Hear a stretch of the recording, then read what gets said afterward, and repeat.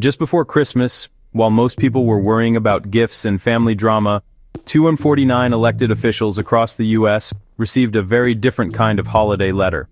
These weren't from angry constituents or pranksters. They came from America First Legal, or AFL, led by Stephen Miller, Trump's hardline policy architect. The letters, sent December 23, warned officials in sanctuary jurisdictions they could face felony charges and prison for allegedly impeding federal immigration enforcement. It was a calculated move, not a random stunt. AFL was firing the first shot in a new legal war, signaling that resistance to the incoming administration could mean personal legal jeopardy. The message, fall in line or risk jail. This wasn't just about policy, it was about intimidation. The timing, right before the holidays, was designed to maximize stress and fear, turning a political disagreement into a personal threat. For California officials like Attorney General Rob Bonta and LA Mayor Karen Bass, this was more than a letter. It was a declaration of war on their policies and on them personally. And so, the stage was set for a monumental clash at the dawn of a new administration. Why the legal threats? They're the opening act for Trump's promised mass deportation campaign, the largest in U.S. history. The plan? Declare a national emergency. Use the military to round up and deport millions, and force local officials to comply, or face prosecution. Tom Homan, Trump's incoming border czar, made it clear. Obstructing federal immigration law is a felony. This is a radical escalation, requiring detention camps, a militarized presence, and the forced cooperation of local law enforcement. The AFL's letters are the legal crowbar to pry open that compliance. Betting fear will break resistance.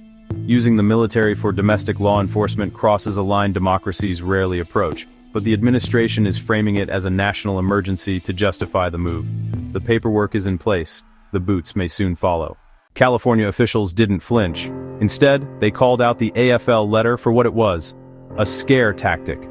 Attorney General Rob Bonta reaffirmed the legality of California's sanctuary law, which had already survived a Trump-era legal challenge. LA Mayor Karen Bass's office declared AFL wrong on both public safety and the law, vowing to protect residents. Los Angeles even fast-tracked a new sanctuary ordinance, preparing for the coming storm.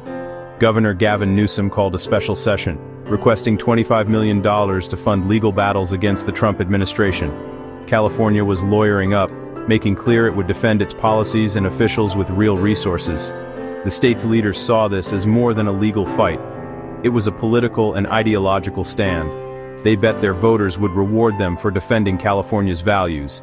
The battle lines were drawn, and California was ready for the fight. On the ground, things were messier. In San Diego, a surge in border crossings made the county a flashpoint.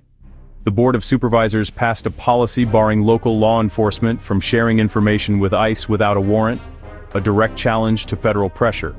But Sheriff Kelly Martinez refused to enforce it, siding with ICE and defying the board. This exposed deep divisions, pitting local lawmakers against law enforcement under the shadow of federal threats. The pressure became personal. Board Chair Nora Vargas, who received an AFL threat letter, stepped down, citing security concerns for her family. The chilling effect was real. Legal threats turned into real-world fear, forcing officials out. San Diego became a microcosm of the chaos the administration's strategy was designed to create. Divide, intimidate, and undermine resistance from within. While the state could fund legal defenses, it couldn't stop local officials from breaking ranks or protect them from personal threats. The AFL's letters weren't just about scaring, they were about dividing and conquering. At the heart of this conflict is a single federal statute, the law against harboring undocumented immigrants. AFL claims sanctuary policies violate this law, but legal experts disagree. Not sharing information with ICE isn't harboring. It's just not doing the federal government's job for them. Courts have already upheld California's sanctuary law, and the Supreme Court let that decision stand. So why the threats? Because the goal isn't to win in court, it's to intimidate, divide, and force compliance through fear of expensive, draining legal battles. Most local officials don't have the resources of a state behind them, and the threat of felony charges is terrifying, even if unlikely to stick. It's a strategy of legal attrition. Win by default when opponents are too scared or broke to fight. The legal ground is shaky, but the psychological impact is real. This is less about law and more about power. This showdown isn't new. It's the latest round in America's long fight over states' rights. Ironically, progressive states like California are now using the anti-commandeering doctrine, a conservative legal principle, to resist federal overreach.